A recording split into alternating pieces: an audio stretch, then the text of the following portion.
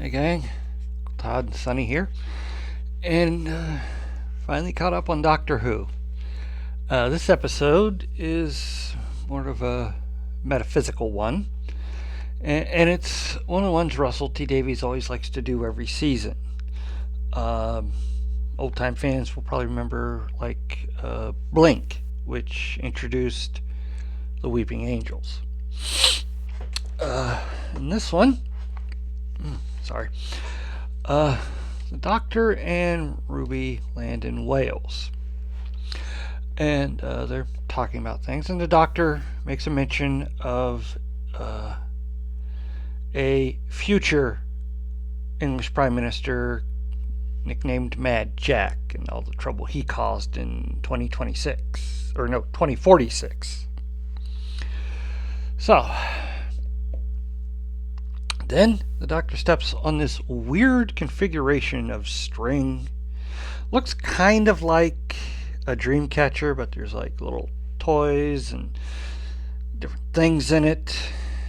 And the circle gets broken. And the Doctor disappears. Ruby now starts seeing this older woman off in the distance. She approaches her, but always the same distance away. So she starts to go back to the TARDIS, but she can't open it. Her key doesn't work anymore. So she goes to the nearby village. And there, while talking with different people, they find out her friend stepped on a fairy circle.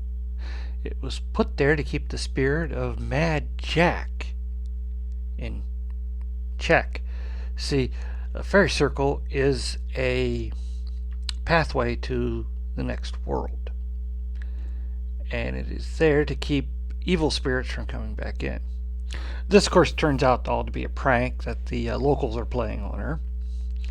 But here's a weird thing. Every time Ruby asks someone if they could go talk to the old woman who doesn't seem to get any closer to her what she wants, they end up looking back at Ruby after talking to her and running away. This gets so bad that the landlady at the pub she's at tells her she has to leave. So Ruby takes a train back to London, and she's telling all this to her mother. And her mother says, I know. I'll call you on my phone, then I'll approach her. Then we'll see what's going on. That doesn't work. Ruby's mother runs away. And later she locks Ruby out of the apartment, tells her she has to go away. Don't come around anymore. Ever. Very disheartening, but Ruby moves on with her life, and we get a bit of a montage of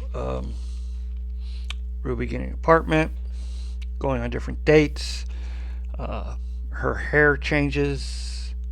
She starts wearing glasses. And she has trouble keeping a boyfriend because she always seems distracted. Because that woman's always there.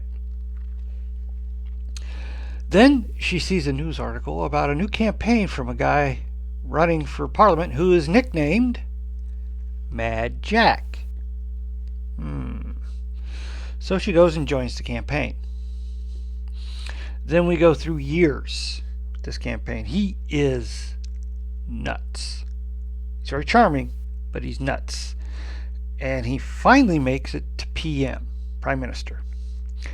And it is here that Ruby discovers his big plan is to buy nuclear warheads from Pakistan and declare themselves separate from, to drop out of NATO and declare them totally independent of anyone. And one of the other workers who's been working very closely with him and is not happy about it says he'll launch them. Everybody thinks she's psh. But Ruby finally finds a use for the old woman. In fact, she begins to think this is the whole point of all this happening. She gets exactly, because it's always exactly 73 feet or yards from her. And when she gets that amount away from Mad Jack but facing him, he encounters the old woman, runs off, resigns from Prime Minister, and is never heard from again. We then jump ahead 40 years, and Ruby is in a hospice, and the old woman finally approaches her. It's Ruby. And then she zips back in time, saying, "I'm sorry, I've been trying to reach you all this time." And this time, Ruby sees her before the doctor steps on the fairy circle, and she stops him, and the woman disappears. Very interesting metaphysical thing there. It's like you're in a time loop, and you're beginning to realize that since it is Ruby, and she keeps appearing everywhere Ruby goes, that she has been countless times going through circle after circle after circle of time jumps, trying to find the right moment to warn her away from the fairy circle. Although this does bring up an interesting conundrum. Does that mean that Mad Jack will become Prime Minister again? And this time she won't be there to stop him. I don't know. It's one of those. It's a weird episode. Very one that you got to think about. It's a very heavy conundrum of philosophy and time travel, right and wrong, someone's purpose in life. All that stuff. But, a really good episode. I usually like these. They're different, and I like it centered on Ruby, and you get to see more of her personality in it. And it did leave some things hanging. They never reveal what it is the old Ruby tells these people that causes them to run away and avoid Ruby. All they will ever say about it is ask her. And Ruby thinks they mean ask the old woman, but they're telling you to ask Ruby, but she doesn't know. It's one of those ones, if you think about it real hard, you'll start to get a headache. Yeah. But another good one.